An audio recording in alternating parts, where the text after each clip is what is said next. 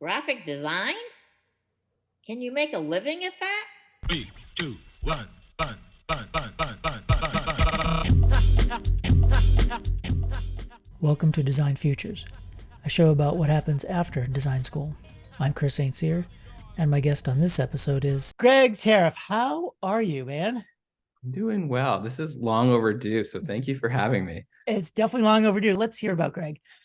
Greg is the director of product design at Bill, which brings financial freedom to small businesses. Additionally, he has worked for Intuit, Groupon, Visa, and eBay, as well as several design agencies. During his design career, he has also been an advisor for a few startup companies. He has led workshops at South by Southwest Conference and the London E-commerce Design Summit. His work has received recognition from Nestle Purina, Fast Company Magazine, and Adobe Design. And finally, he is a 2009 graduate of the Ringling College of Art and Design. You have been super busy. Thank you. That seems like a lot for your time. It seems like you would have been out of school maybe twice as long to do all those things that you've done. Yeah, no, I appreciate it. Yeah, what I like to say is I've been very fortunate to work with amazing people at amazing companies. And a lot of that comes down to relationships. It's just how do you strengthen your network and build on those relationships, and it leads to great things. So very fortunate to have had built those relationships with some amazing people. Just kind of looking at your career, seems like early on you really understood how do businesses work and how do they function, what do they need. It seems like you've been right in the middle of kind of the business side of things. Can you talk a little bit about like your interest in business? I think the superpower for design is that we can bring ideas to life. And so it's one thing to have a spreadsheet and numbers on there and be like, oh, if we do this, it will go to this. But how are we going to do that? And that's where the power of design comes in to help paint that picture of that future vision. But as far as getting into business, it's kind of an interesting one. I always at a young age had a love for business, and that very much came from my father, who was very entrepreneurial in himself. Mm-hmm. And so I also was in an upbringing that brought forward the creative arts and really empowered us as children, in our family of 4 kids, to do what made you happy. And so I loved business and I loved the arts. And so I always knew from a young age, I was either going to go to some sort of art school or I was going to go to like a business school. So when Ringling then announced that they were going to offer a business of design minor, that was like, oh, the best of both worlds. So I went there to major in graphic and interactive communication, and I minored in business. And I quickly learned that the two directly connect with one another sure. Yeah, graphic design is part of the business world. So, get used to that idea, right? That it's not artsy, right? I mean, it can be super creative, but it's definitely part of the business world. And, knowing a little bit about how businesses operate is going to benefit you as a designer as well. So it is. And, as a designer, what's really intriguing too is no matter if you're in an agency environment or some sort of large corporate organization, what I've learned over the years is you have to sell the work you're doing. Mm-hmm. It's one thing to be able to create it, and that's great. It's another thing to then pitch people on the idea, to gain buy-in. You might be making something that's really cool that could really be pivotal in creating change. So how did you discover Ringling? Why did you choose Ringling? I just remember having all these books and going through these books with my mother on all the different schools, and okay, hey, if we're gonna go for this and be in a graphic design or some sort of creative field, we're gonna really research it because it's an investment.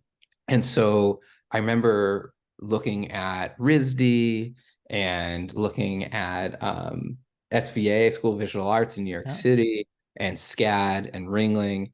I had the opportunity actually to have a scholarship to go to SVA in New York, where they had a they had just started their motion graphics major. And I thought it was really cool, but I had gone through the pre-college program at Ringling, really enjoyed the campus feel that they had there. Mm-hmm. It's kind of unlike any that I've seen, where it's just and especially, I mean, it's exploded now with what they've done. Yep. And they have a beautiful campus there, and it really creates a safe space for design students.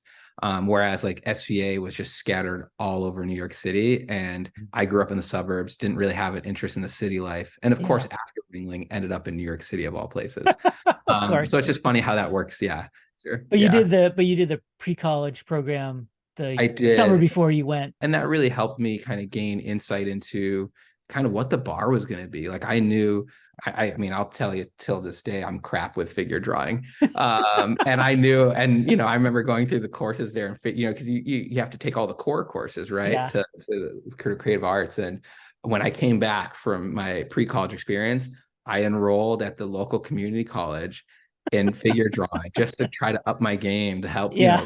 portfolio ready. I am there with you. We're probably similar in the talent of figure drawing, and I know plenty of designers that they're there as well. I noticed also you did, which doesn't surprise me, you did an internship at General Motors.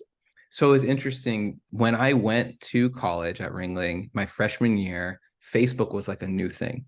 And a friend of mine and myself decided we really enjoyed classic cars. And so we created this Facebook group. It was called Classic Cars with an exclamation point.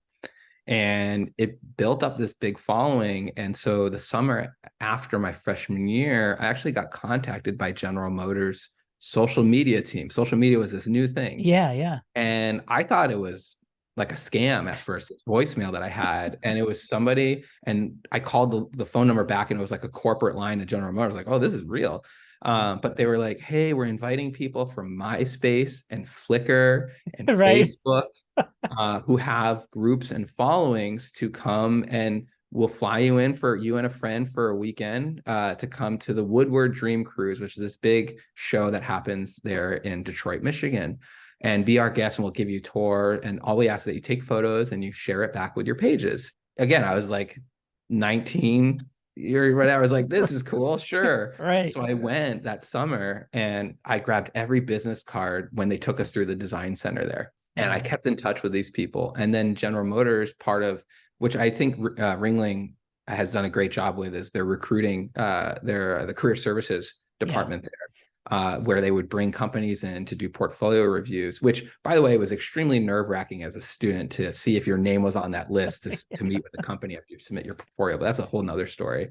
But when General Motors came through, I, brought up the different names of the people that I knew there, again, building on that network. Yeah. And it was my sophomore year that came through, kept in touch with them. And then sure enough, the summer after my junior year, ended up interning there at General Motors. Yeah, that's great. I mean, I think there's definitely that lesson of like you picked up on the networking thing early on, right? Just networking for an internship. That is a thing, right? And then you never know where internships might lead, right? They might lead to a job right after school, or something else down the line. So at Ringling, you took all the regular design courses. Are there any moments in those courses or your social life at Ringling that kind of stand out as, like this was a special time, or this was a special moment? Things that you reflect back on. For sure. I think the design critiques for any of the classes, any of the design critiques or reviews were a great learning experience. Mm-hmm. And you have to learn to kind of be vulnerable, and people have to have that open and honest communication and giving feedback, but also being able to accept the feedback. Mm-hmm. And that's tough for people, especially when you're at an early point in your learning experience. And even like my own self, I know I was probably like devastated with feedback that I would receive at times, but people would be brutally honest. But it was also a super competitive environment, but also it was giving you a taste of the real world, because I do hope that in, every working day that I have, that people are brutally honest with how are we progressing with a project, or how is it shaping up? And I think that is foundational for a designer to go through when it comes to being able to take, constructive criticism and feedback. The other moment I remember having at Ringling it was actually at the end of my time at Ringling. We just graduated, somebody was having a party or something. Yeah. And I remember standing there and kind of just taking in the room, or the view that I had, and looking across at everybody. I was like, I'm probably never going to see any of these people again. And it was a really weird feeling because it was that, holy crap, now it's time to embrace the unknown. And it was during a time where, the economy had crashed years prior, witnessing at Ringling that people, majority of like the graduating classes would have either internships or jobs lined up by the end of the graduating year. And here we were exiting our year of 2009, and there was nobody with jobs lined up. And Yeah. that was terrifying. And so here I am standing, taking this room in, thinking back to like the design reviews and how not only critical they were, but competitive it was. And I was like, I ended up just booking a one-way flight to New York because I started networking there. Oh, I was like, wow. all right, I think I'm supposed to go do the Mad Men thing and work in agencies. And so I'm just going to go to New York. There's agencies. I'll figure it out. Yeah. Yeah. So you went to New York Yeah. and What happened was I flew out to New York. I had different meetings lined up through Ringling's Career Services to meet with different recruiters at these different agencies, and ended up landing an internship. At the time, it was called Draft FCB. Now it goes by FCB. They're a global agency. And so I ended up landing an internship there that turned into a contract role through that agency of working with people and some of the other people who were contractors. What I learned is some people like contracting versus being full-time. They like right. the variety. And so I started networking with those folks, and they introduced me to other agencies. And so I ended up going to work for Gray Worldwide, which is another large agency. But all the while, figuring out where I was even living in New York, I rented a dorm room at one point because I guess like the schools in New York will rent those out in the summer. So I had Oh, like a shared dorm room apartment with somebody at one point. At another point, I ended up crashing in the basement of some relatives in New Jersey on their old waterbed from the 80s, which, mind why you, are after, all waterbeds from the 80s? I've heard that before too from yeah, they're somebody. definitely from the 80s. And I think what was even more funny was I remember like a year later, like, hey, was it cold when you stayed here? And I'm like, yeah, it was freezing. They go, oh, yeah, the heater on the waterbed is broken. We just found that out. Like the fact that there's heaters on waterbeds Yeah, is news to me too. right. So I remember I'd walk nearly a mile to the bus stop and take the bus into Manhattan every day. And you just wanted to work as much as you could because you were hungry to make money. And so there'd be times where I'd be working late and, getting overtime. And I knew if I was leaving past 7 o'clock from the office, my commute got a whole lot longer between the, trains and buses and Yeah. everything I had to take. And I was like, this is not sustainable. I was like, I need to find something. And I was just applying everywhere across the country. Something that I like to tell young designers or people who are entering the career field of design is early on in your career, just be open-minded to where you may end up. I feel as you mature in your career, that's when you have earned the right to be a little bit more picky on Yeah. that. I ended up getting an email back from this company or this agency called BFG. They Okay. primarily focus on doing advertising and marketing for, beverage companies, food group companies, stuff like that. It was a great opportunity. It was based in Hilton Head, South Carolina. I Yeah. was not too far from the beach. Right. I'm Right. not really a big beach person, but it was just Yeah. relaxing. It was about 30 to 40 minutes from Savannah, Georgia. So Okay. if I wanted nightlife, I'd go hang out in Savannah. It was a small shop, it was a boutique agency, but what I think was interesting was the creative director there who had hired me really gave me a chance. They had this interactive portion of their agency that I was Mhm. hired for. And I just, I came out of school just thinking, well, it's just graphic design, right? Like Right. whether I'm making a website or a print magazine, it's all just design. And so there was a project at Ringling that was like a magazine, like you had to do a Mhm. magazine spread and layout. Yeah. I'll never forget, he pulled up my portfolio project of this magazine, and it was like, I remember it was like a skiing and snowboard magazine I had Mhm. designed. And he pulled open the index page and he said, okay, how would this translate into a website? Mhm. And so I started explaining how the index would serve as the navigation and it would send me to this part of the site, and started explaining essentially like site architecture. Right. Right. And he goes, if you can design, he's like, I don't care if you have not done much in interactive, but if you can explain how you would bring something to life, then to me, you'll be able to do it. Yeah. And so I got the job. And so I was hired on as an interactive designer there. And I worked there for about 2 years, doing all sorts of cool stuff for companies like Warner Brothers and like Buffalo Wild Wings. And we were doing things for new movies that would come out, like when the different Marvel movies and stuff like that would Oh, come yeah. out. We were doing so much Flash back then. Oh, yeah, right. And That's true. but we were also doing a lot of interactive Facebook pages, because back then you could have like interactive experiences on Facebook pages. And so we were just doing all the different interactive promotions around these different, brands, products and whatnot. And they also offered social media management services there. So for example, Coca-Cola had done like a relaunch of the Mellow Yellow brand. So I was working on a lot of the designs for something like, say, that. And then my friend who worked on the social media team was basically managing their Twitter page and like representing the company as they would like do giveaways and sweepstakes and stuff like that. Yeah.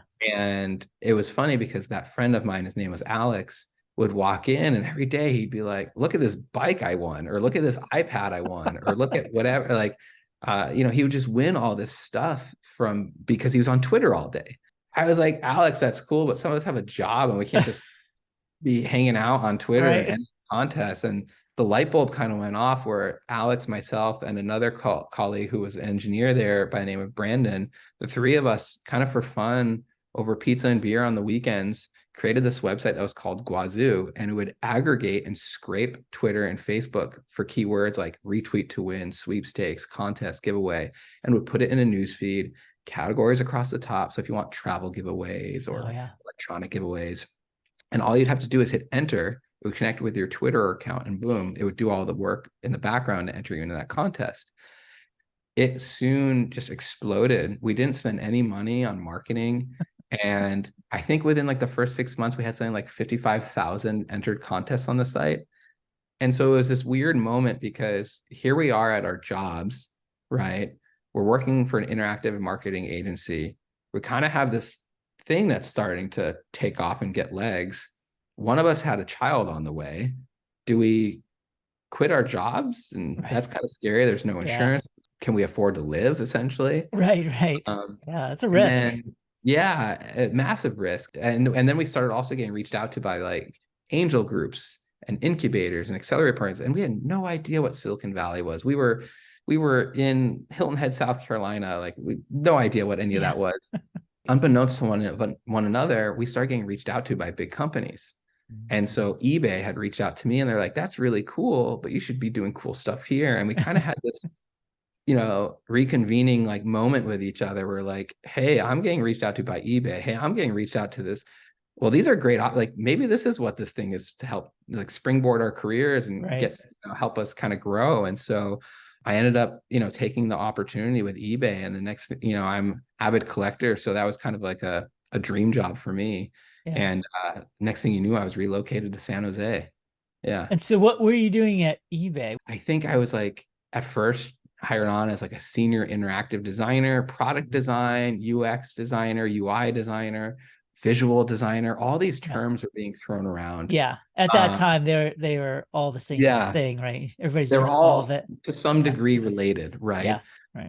I will say though, in some of these companies, especially some of these companies that have like a legacy and history to them, you'll find that nowadays, I very much avidly try to hire people who I call like a hybrid, where they're both on the UX and UI, that they can do all aspects of it, both the visual and the wiring out of the experience. But I kind of started as a visual designer, I guess you could say. Reflecting back, and I would just say that, I was a product designer. I was focused on the verticals design team.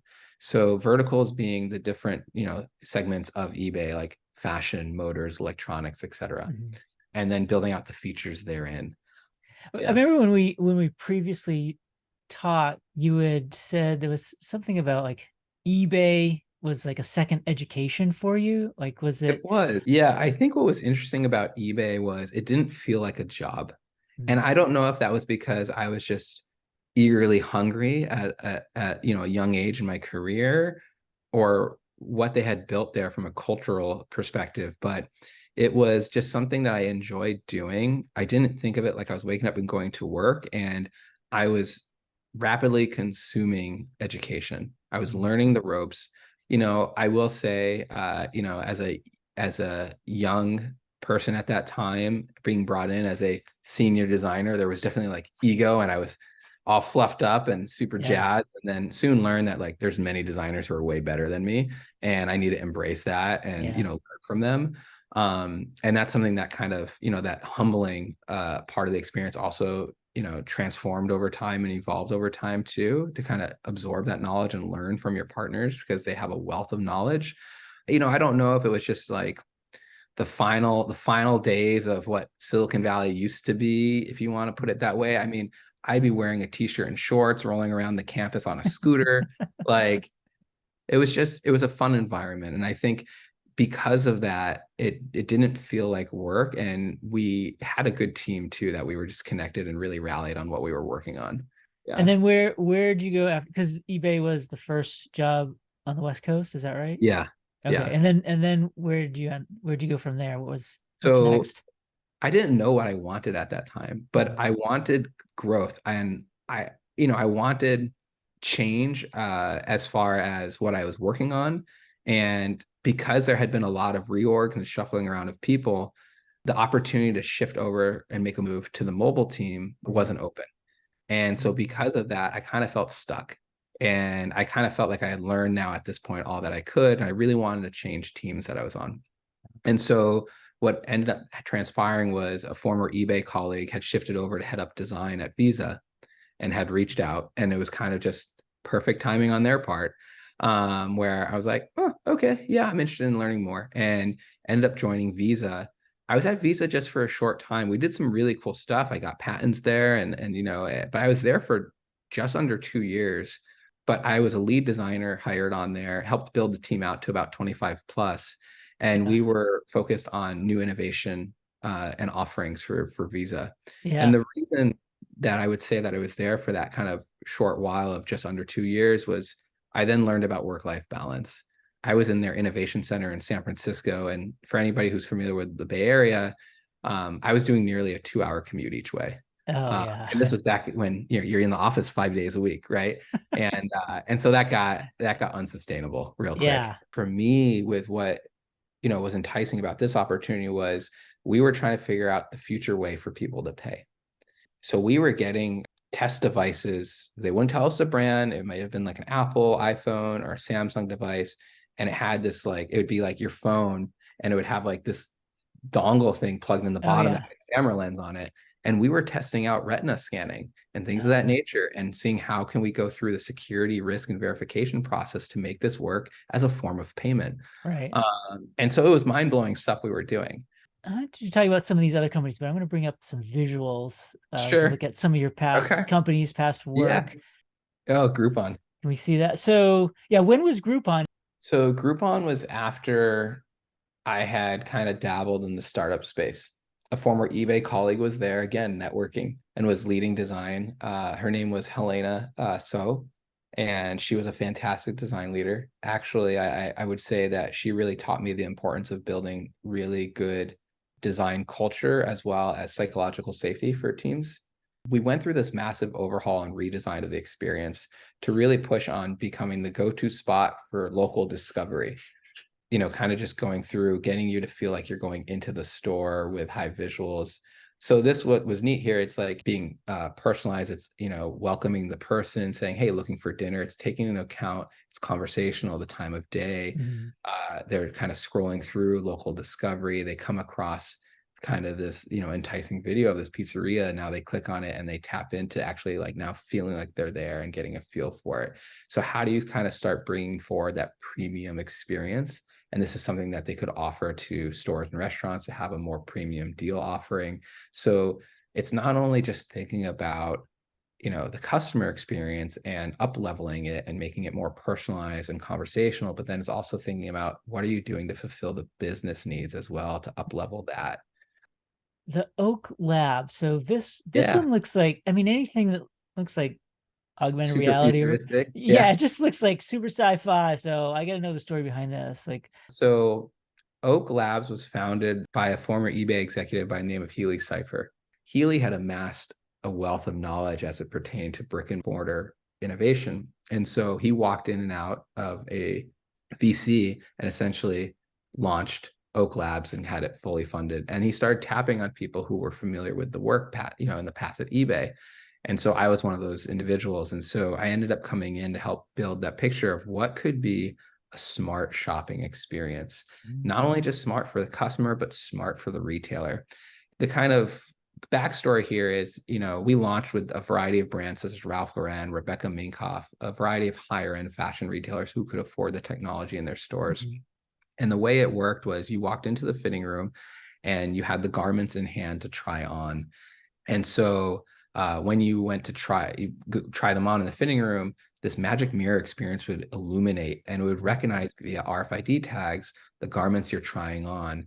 And you could, whether you checked out right there and they would bring the bag to you, or you could, it would upsell and recommend different sizes or colors or things that would match it, but it drastically reduced the time and churn. So for example, if I was trying something on and I had a medium and I needed a small, I could request for a small. The sales associate on the floor would get message on the tablet or watch that they were wearing, and they would bring the item to your fitting room. Because we've all been there where we're like half naked, kind of peeking out the door, being like, Yeah, excuse me, can I get a different size? yeah. It's always challenging. And I think typically it was like 8 to 10 minutes for somebody to bring you something versus now it was like a minute and a half.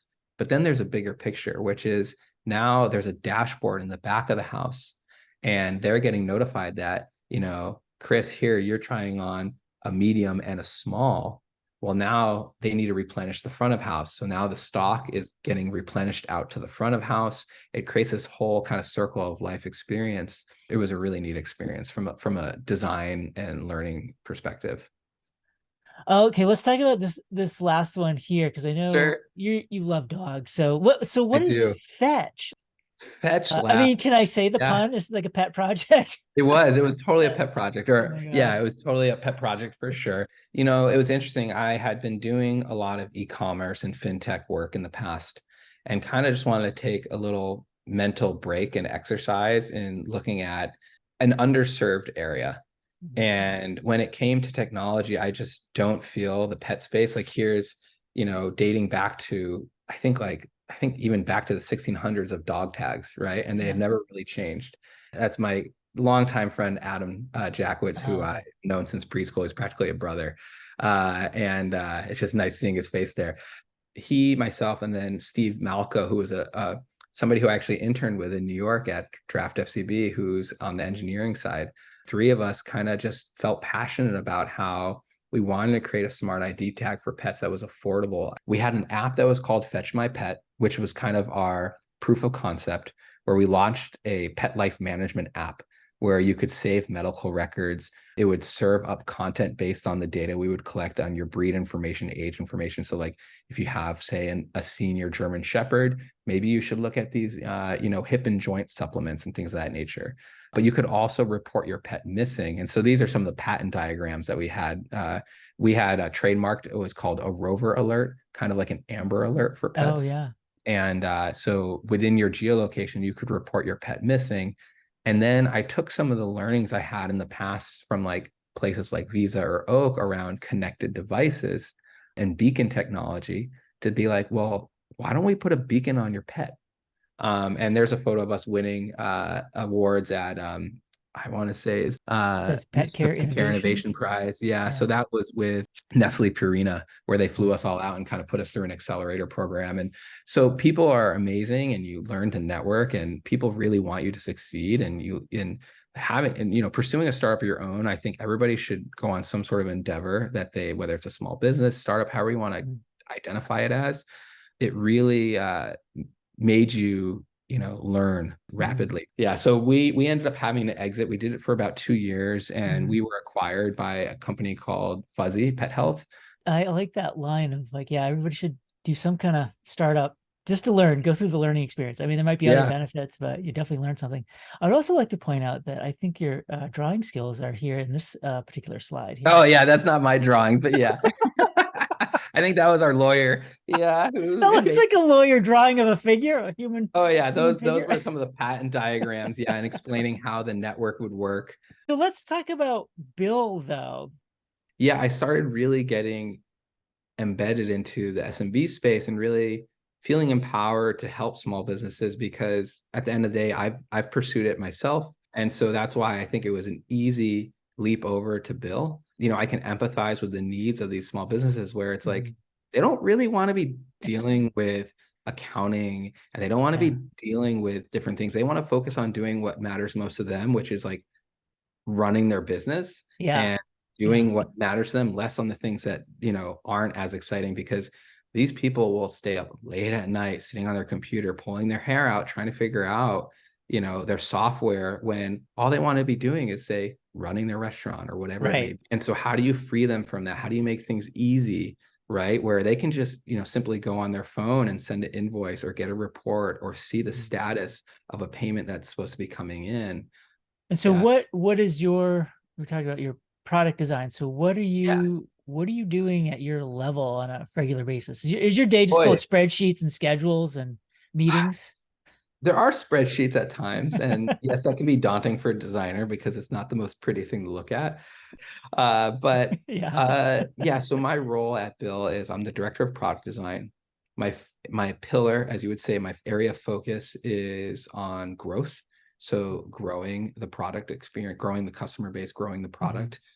The beautiful thing about growth is we actually partner with all the other teams, and we kind of get to go and cherry pick on different areas of the experience that we can help partner with them to help, make it where it's more streamlined. But the day to day, it changes every day. That keeps it exciting. It is. It does. It keeps you on your toes. I would say that as a design leader within a large company, it's very different than that of, say, being an IC. And something I do like to express to people who are pursuing careers in design is there's no right or wrong path. You can, and by IC, for those who don't know, I mean individual contributor. Thanks for that. No problem. What's interesting with that is you have people who have no interest in ever becoming a people manager, and that's totally fine. There's times where young designers feel that they need to, like, there's a ceiling and they have to become a people manager in order to grow, but it's not true. So there are many different levels to both ICs and people managers, and those are lateral to one another. I would say only once it gets up to, like, say, a level of VP that there may not be that of an IC that's equivalent. In some companies there are, and they're kind of like urban legends. Like, it might have been somebody who's, been there for like 20 years and now they're at that level. But there's opportunity for people to learn and grow and cross over into people management versus being an IC. For me, my day-to-day, when it came to things like what is my day-to-day process, there's the connection with the individual team members that report to me. There's the individual connection with the broader, cross-functional team, and then the broader leadership team. I have, whether it's weekly or bi-weekly one-on-ones with every single designer that's on my team. It's really up to how mature they are in their journey and what makes the most sense for them, if they want to meet with me weekly or bi-weekly. And they all know they can reach out to me anytime. If we need to hop on Zoom really quick, we can do so. That's never a problem. Making yourself available is critical when you're in a leadership role, to be able to provide that feedback and provide that guidance. So there's those weekly or bi-weekly one-on-ones. And then outside of that as well, focused on the individual, we also have a monthly goals one-on-one. And then, I'm also having one-on-ones across the company as well. So different leaders, whether it's cross-functionally speaking or on design specifically, meeting with them as well. And then we also have our weekly, team syncs for design, which I personally like to do over lunch. And the reason for that is there's some team members who may be in the office, and then there's those who are virtual. And back in the day, you had all this interaction in person with your team. And many times, once or twice during the week, you'd all go out and grab lunch together. And so to kind of give it that more social feel and build on team culture, we go over status updates, but we also have fun with it. And there's different, games and things that we do during that lunchtime as well together. And then lastly, design reviews, having that critical feedback, right? Opening safe space for designers to have, where it's just designed together, because we also have design reviews with our cross-functional partners, but having that safe space together where we can kind of be open and honest in how we communicate on the work itself. So that's so you're at this role of product design, leadership, mentoring, and you've done a lot of other things. What would be next for you? Like, if you like a promotion, or if you move to a different Oh, company? Like, what's the step up for you? so technically, I'm a director. The next step up would be a senior director, and then you get Uh, into, say, a VP route. right, right, okay, I would imagine for me that would be more responsibility as to the business unit itself. Many times for promotion, what a lot of people don't realize is there also has to be a business case for it. It's not just, oh, you've been doing great, here's a promotion, you're going to get right. paid for, et cetera. It's also about, what does that look like from the needs of the business? And Mhm. do we need somebody to be performing at that level and capacity? So in all that experience, can you talk about like the different ranges of salary? I mean, like startups, you have no money, Sure. you're in a leadership Startups, role. yeah, you're broke. That's Yeah. more money, all the things in between. What have you experienced, and what can you tell, young people about like what to expect? There's no real playbook or Mhm. guide to how to navigate salaries with jobs. What I can say is, early in my career when I was going down the agency path and decided to go to the product design path, being part of product, the one key difference there was with agencies, I always felt like unless you're top dog, like you're the creative director, Mhm. are you really having that life-changing income? I never felt like that at an agency that you would be making that of, say, in the tech space or the product space. And there's a couple mechanisms that help you earn more in the product space. And just so an example, like, when I was at BFG, I was making $45,000 a year. I was a, entry level designer there. Right. And it was, a great opportunity.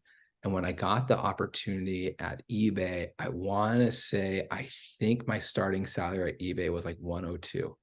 And I'll That's never yeah. forget like the call I got from the recruiter with the offer because my jaw dropped. Right? And they're counting for like the Bay Area cost of living. Right. And I remember they called and they said, we're going to have your base salary at 102.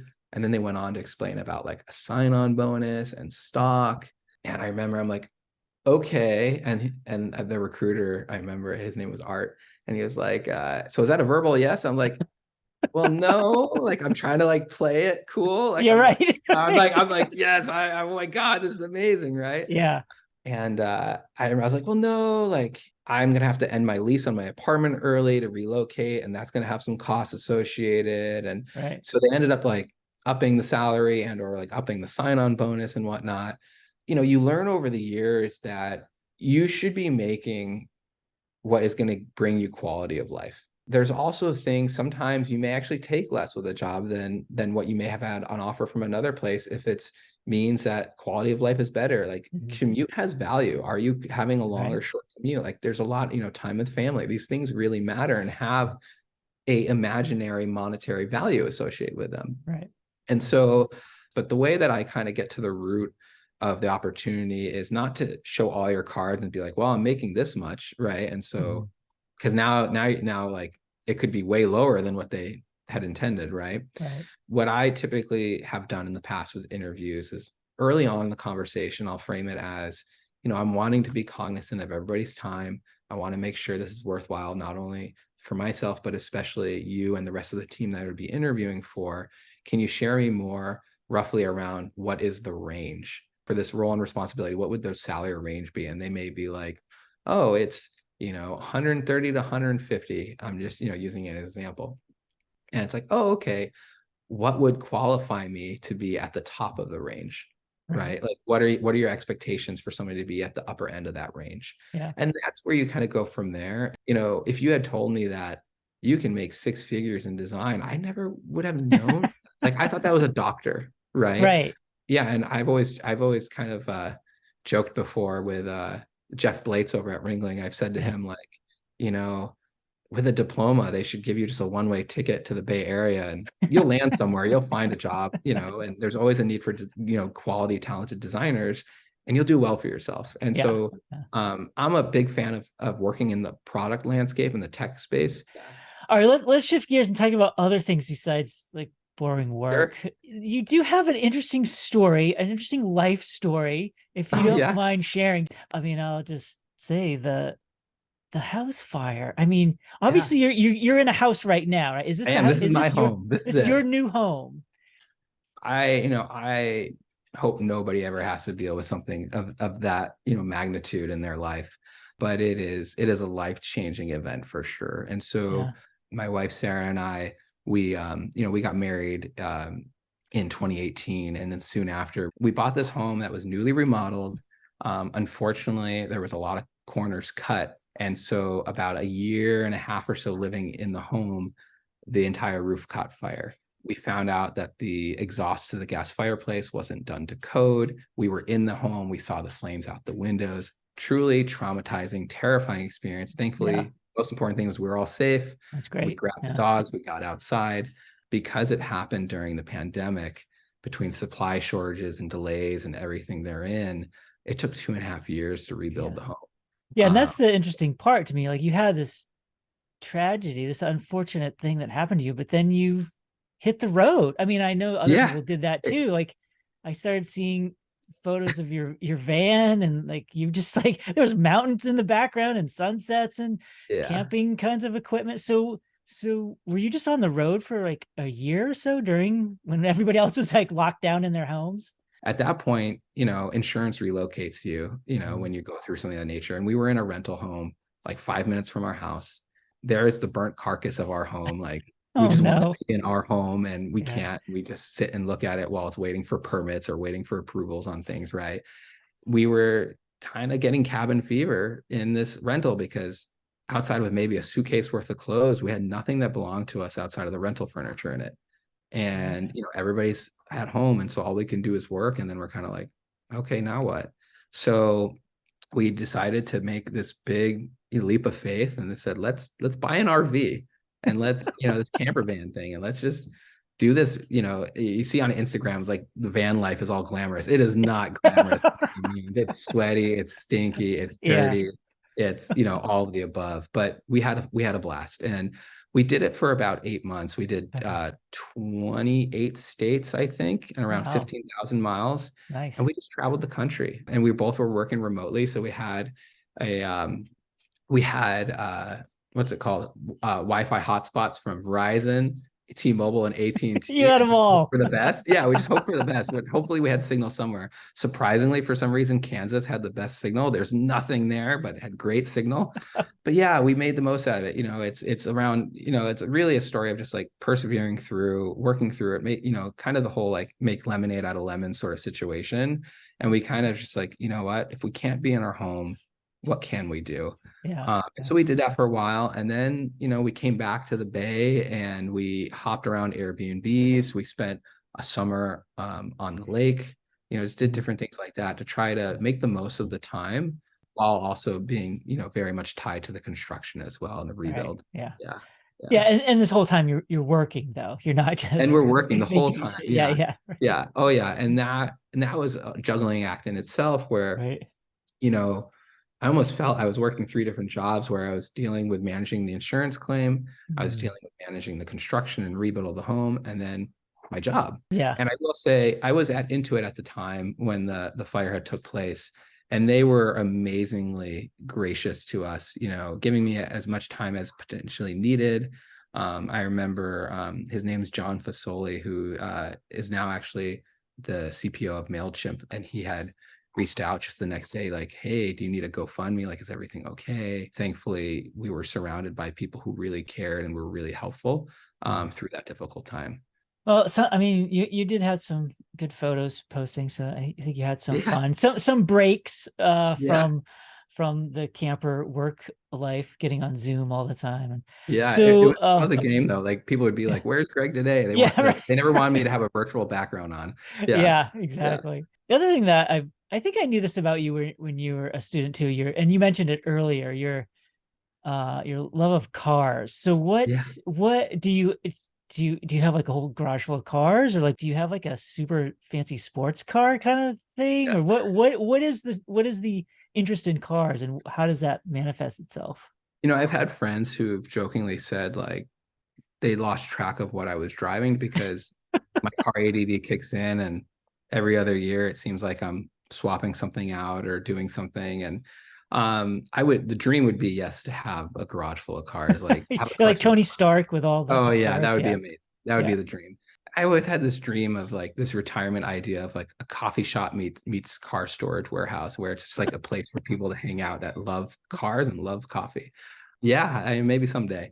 But I think for me, what's interesting is you know, when I was younger, I always thought like, oh, I got to have that flashy, crazy car. Yeah. And then I started just really just falling in love with all types of cars. I just have an appreciation for everything I've Mhm. learned over the years, like whether it's an old classic, rusty little like hot rods to some, one of one sort of insane, exotic.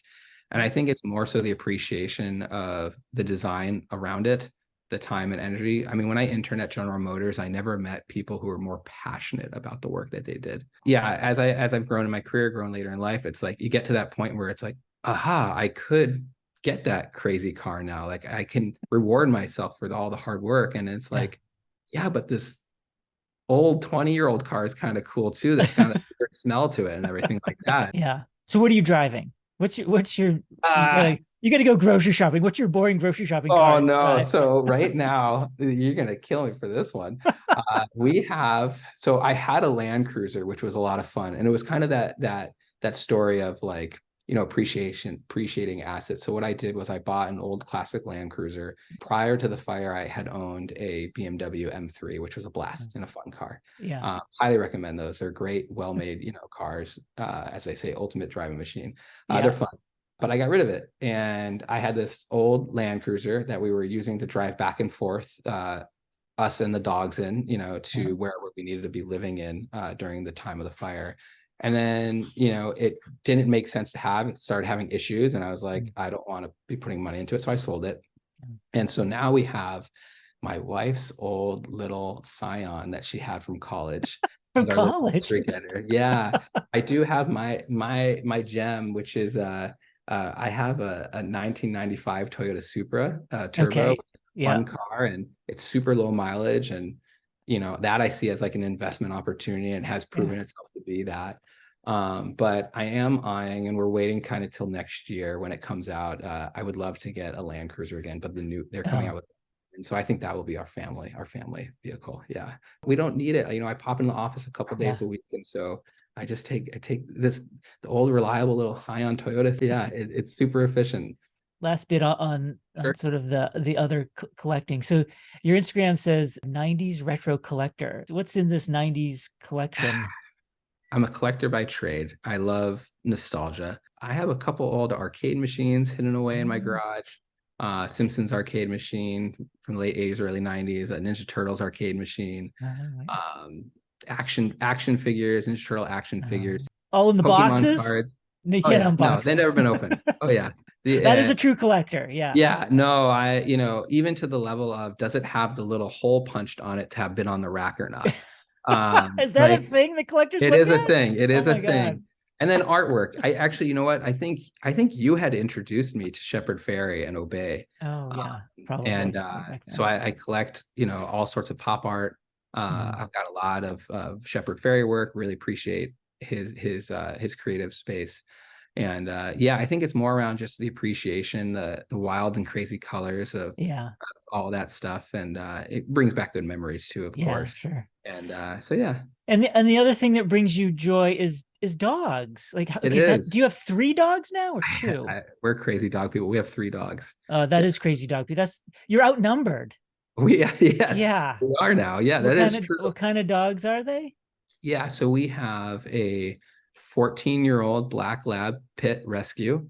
She's an amazing dog. And then we also have a 3-year-old boxer named Sookie. So we have Shelby, Sookie, and ended up all being S's. And then we have a 6-month-old boxer. Her name is Salem. So we have Shelby, Sookie, and Salem. And Sookie is a total goofball. Salem's Yeah. following suit, just being as crazy and a little gremlin. And they all coexist and they all get along great, which is fantastic. And Yeah. they've learned from each other. But yeah, that's our kids. That's our fur babies, as we call it. Yeah. We're one big family of dogs here. Yeah. Oh, fun. Yeah, lots of energy. Lots of dog walking. Oh, lots of Forces dog walking. forces you to get out, get your steps in, right? Lots of dog walking, lots of scooping, you name it. Yeah, I'm doing Lots it of all. skipping. Gotta have a little pet energy once in They a just, while. yeah, Yeah. they welcome you. They're always happy, Oh right? yeah. Right. Yeah. Yeah, you walk through the door and it's like they haven't seen you in a year or something. It's Oh like yeah, I I just came saw you this home. morning. Yeah. Oh yeah, I came home late earlier this week from some work meetings, and when I came home late one evening after dinner, and it was like 10 o'clock, and the whole house is dark, and I open the door, and all of a sudden these three things just start charging toward me, and they're so excited, and it's such an Yeah, amazing warm feeling. yeah. Oh yeah. And aside from the puppy, the other two are decent size, right? Oh So yeah, yeah, they'll they knock you could over tackle for you. sure. Yeah. Yeah. All right. I know you got to get back to your mentoring of younger designers here. So we got to move on to the pop quiz. Oh wow. All Okay. right. Yeah. All right. Some questions specifically for you and some more general ones. First question is favorite Ninja Turtle. Oh my God. So there was it's actually not a turtle. It's well, kind of a turtle. His name was Technodrome. No, Metalhead. Metalhead was his name. Metalhead. And he was a robot turtle. Yeah. Work beverage. What are you consuming for Uh, beverages during the workday? so well, coffee to start my day, and sometimes there's a second coffee if I need the little pick me up boost. But outside of that, we have these cans of Hint water. It's like flavored water. Yeah. After work beverage, when you've launched a new feature and you're celebrating, Whiskey or beer, for sure. if you could own any car, what car would that be? It's a tough one. A early 90s Lamborghini Countach in white. Yeah. But dream car, I feel like I have it. I mean, it was my teenage dream car, which is the Supra, and I absolutely love it. May not be doing much sketching these days, but sketchbook, blank or gridded? Oh, lined. Line, taking lots of Yeah. notes. Lots of notes. Yeah. Yeah. All right, directing or designing? So, I like to say that I can be dangerous in Figma.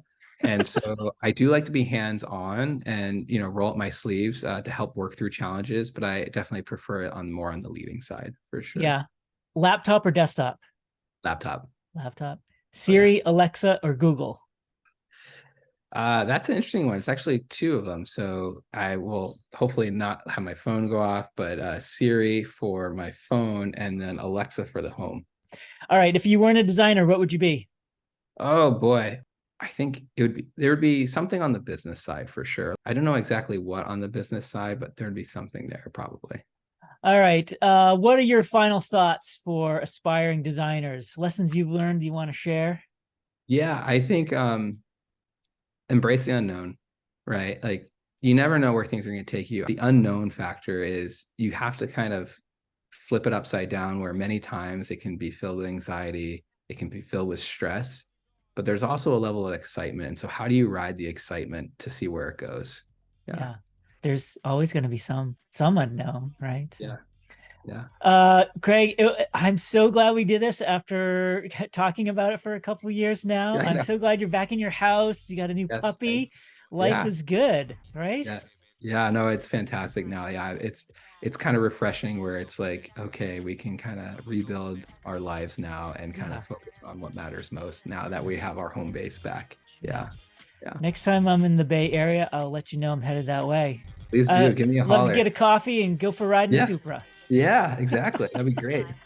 All right. Thanks a lot. All right. Thank you. Bye.